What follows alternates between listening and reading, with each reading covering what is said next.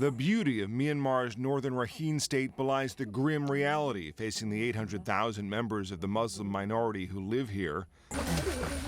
The government doesn't officially recognize the Rohingyas, as they call themselves.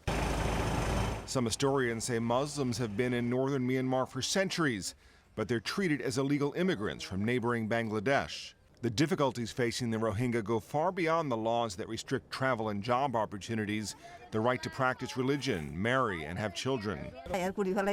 This 64-year-old woman says members of the border security force and soldiers entered her house. She says the men raped the women, many times in front of their families. The incident happened in Ba Gon Nar, the village believed to have suffered the worst. Myanmar declared a state of emergency after riots last year between Muslims and Buddhists, who make up most of the country's 60 million people.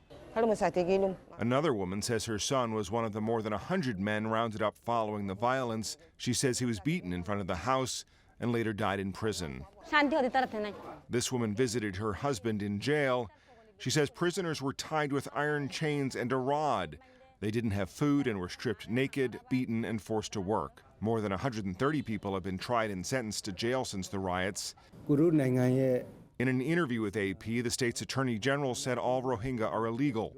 He says the judiciary system is doing what it has to do, and the judges are fair. The border security force was disbanded this summer following the threat of U.S. sanctions. Village residents say conditions have improved slightly, but they don't expect it to last.